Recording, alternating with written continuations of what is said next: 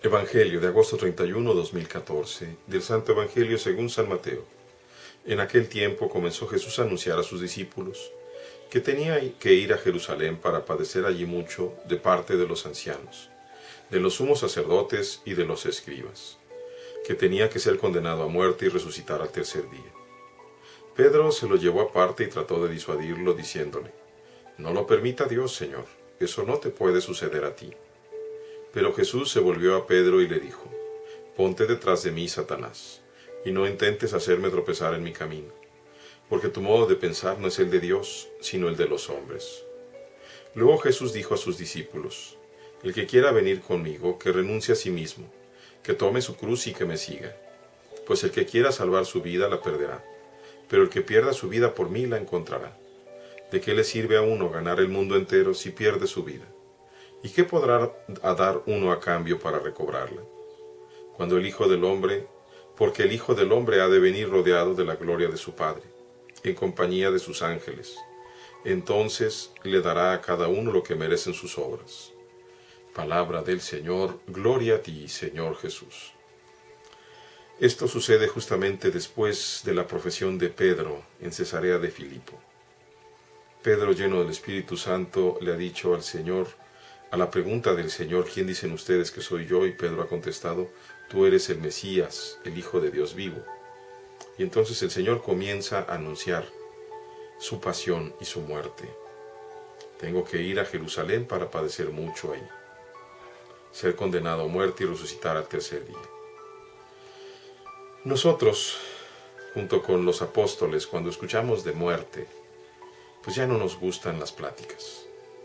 Y eso es lo que sucede con estos apóstoles, con estos discípulos que aman al Maestro. Por eso Pedro, al oír de la muerte, del sufrimiento del Señor, no lo soporta. Se lo lleva aparte y trata de disuadirlo. «No lo permita Dios, Señor, eso no te puede suceder». Está externando un pensamiento que podríamos decir humanamente es bueno, pero no es el pensamiento de Dios. Por eso recibe un regaño muy fuerte de parte del Señor. Jesús acababa de decirle: «Dichoso eres tú, Pedro, dichoso eres tú, Simón, hijo de Juan». Y ahora le dice estas palabras tan duras: «Ponte detrás de mí, Satanás, no intentes hacerme tropezar en mi camino. Tu modo de pensar no es el de Dios, sino el de los hombres». Y es cierto. Cuando vemos el contraste tan hermoso entre dejarse llevar, dejarse mover por el Espíritu del Señor y comenzar a pensar por nuestra propia cuenta, o con los criterios del mundo, o peor aún, con los criterios del demonio. Dice el Señor: «El que quiera venir conmigo, que renuncie a sí mismo, que tome su cruz y me siga». El que quiera venir conmigo. No hay otra manera de salvarnos. No hay otra manera de entrar al cielo sino seguir los pasos del Maestro. Si te quieres salvar, si quieres llegar a la vida eterna, tienes que renunciar a ti mismo. Eso es muy duro. Eso es una violencia. Por eso el Señor también dice: el reino de los cielos es de los que son violentos, de los que se hacen violencia a sí mismos, que renuncian así, que tome su cruz y me siga. ¿Cuál cruz? La cruz de cada día, cada momento, en donde tenemos que renunciar a nuestra voluntad para hacer la voluntad de Dios. Dice todavía más: el que quiera salvar su vida la perderá. Cuando nosotros pensamos: es que esta es mi vida, yo hago lo que yo quiera, estamos a punto de perder esa vida que tanto deseamos y que tanto valoramos. Cuando nosotros se la ofrendamos a Dios, y por eso dice: el que pierda su vida por mí la encontrará. Parece como una contradicción.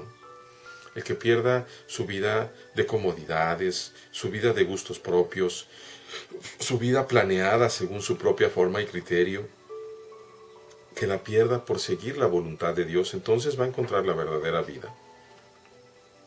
Finalmente el Señor dice: el Hijo del Hombre, es decir, Dios, el Hijo de Dios, ha de venir rodeado de la gloria de su Padre y dará a cada uno lo que merecen sus obras.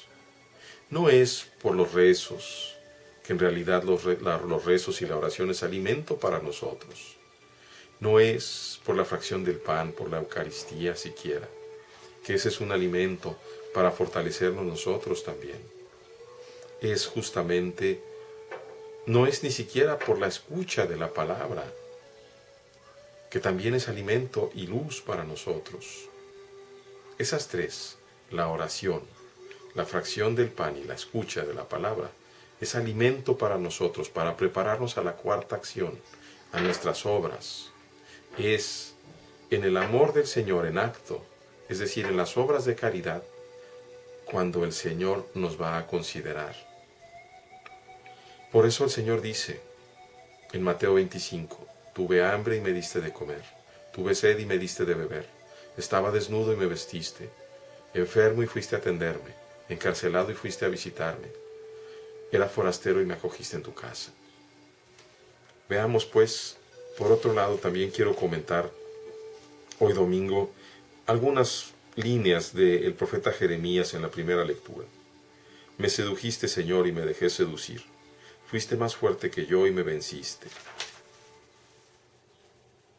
Había en mí como un fuego ardiente encerrado en mis huesos. Yo me esforzaba por contenerlo y no podía. Cuando nos abrimos a la voluntad de Dios, Dios manda a su Santo Espíritu como fuego ardiente.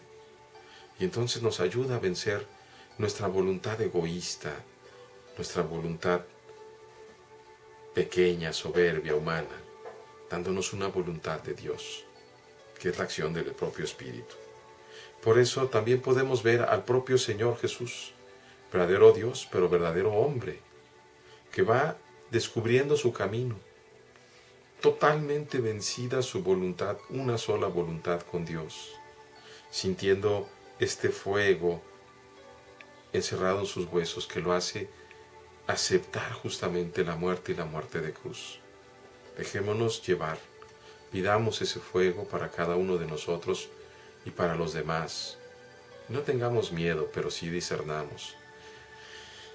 En esto de la moción del Espíritu es muy importante tener un director espiritual.